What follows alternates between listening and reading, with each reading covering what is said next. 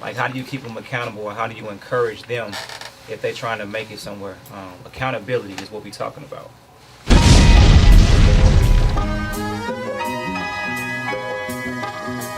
I just want to know how I can keep somebody accountable, and on the same notion, like, have them keep me accountable. I think the part that you might be missing is that person has to want to be accountable for something.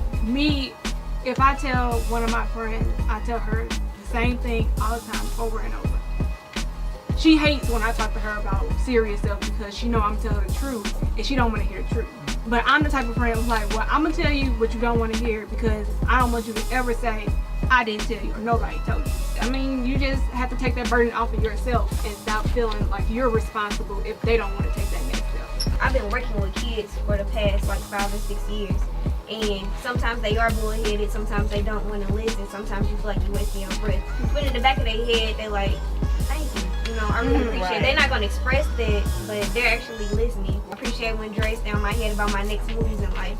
I appreciate when my god sister and my mom and my dad, I appreciate when they be on my head about certain stuff. You know, it may get on your nerves sometimes, but at the same time, you thinking, I appreciate that, because if I didn't have that person, I'd probably be slippy. I might act like I don't need it, but I appreciate when people like, nigga, you tripping.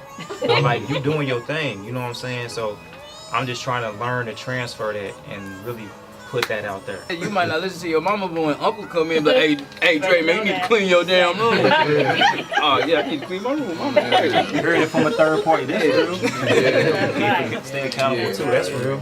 Yeah, cause you know, I don't know why it is that people always take the same words, I guess, differently when another person says it. Right. That's right. Cause my mama get on my head, but then Scooter come back like, I'm like, Right.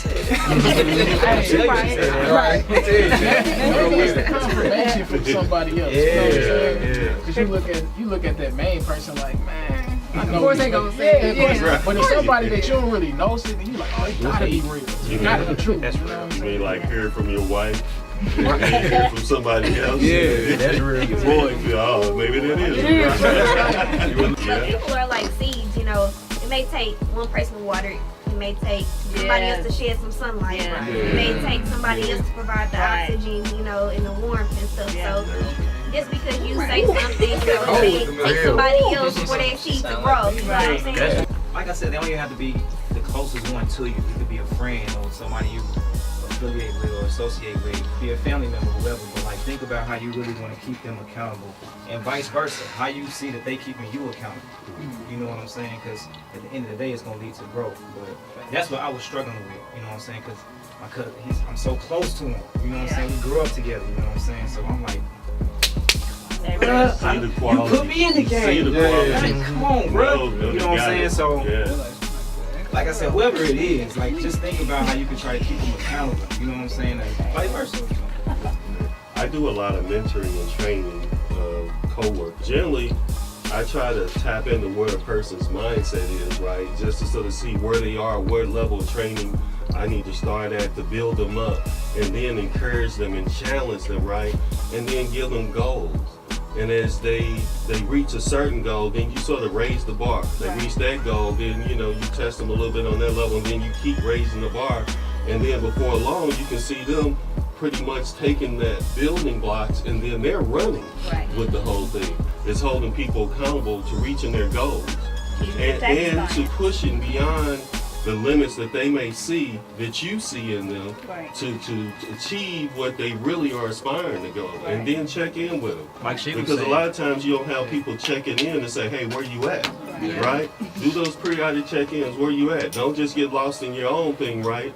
And then that person, you have them accountable, just like she said she had a friend that sometimes she holds accountable, or Tanisha did, and then sometimes it needs to be a two-way or multiple people doing that same thing, checking in. And the love itself is going to produce and promote you to call and check on people.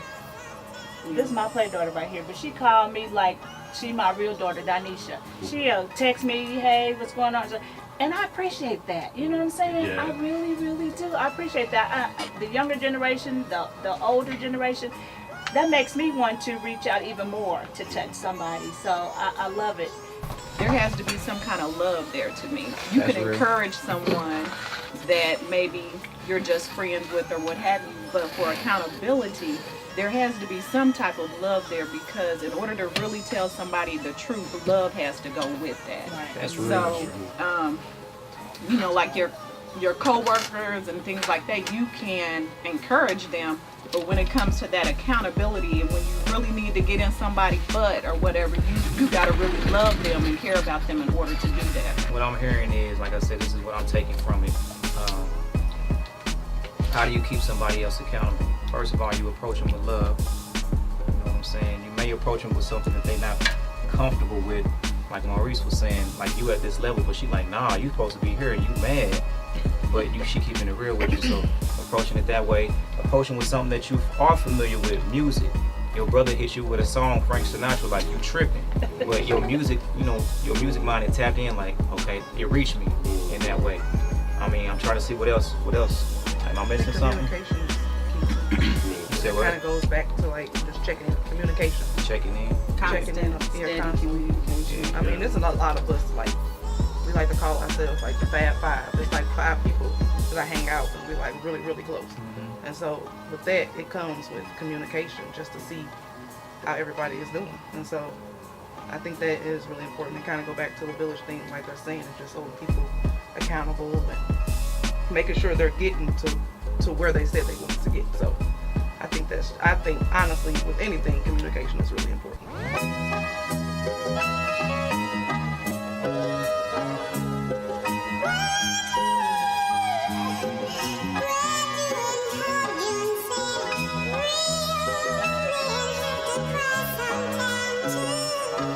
Yeah.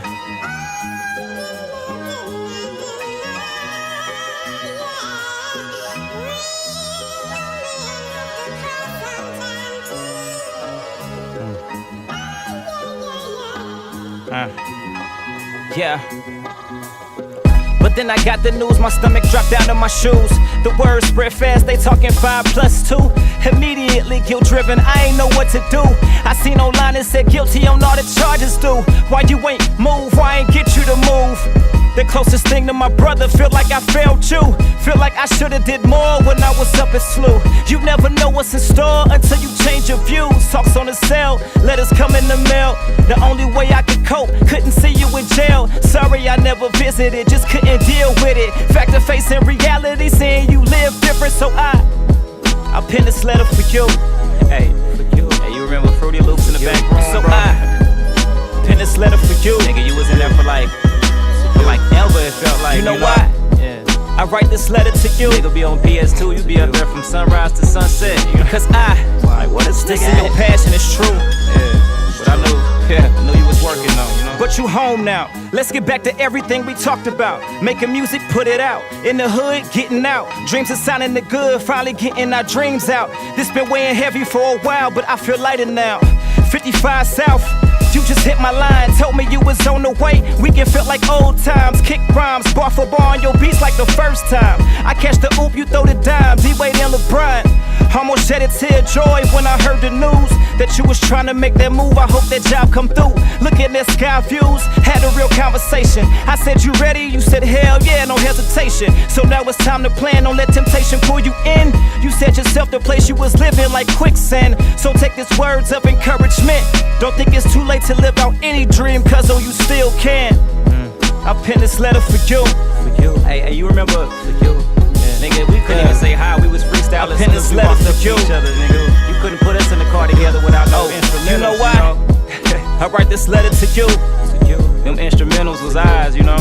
Because I still see your passion is true. Shit, sharing line to line, going bar for bar. Yeah, man. I know you still got it, boy. I know you do. Yeah. We done all been through some shit, but we done all been through some things, you know.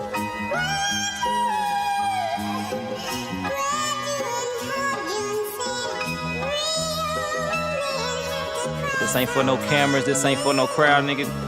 I remember we was sleeping head to toe in grandma's spot, you know what I'm saying? We talked about this shit, so it's just between me and you know? For real.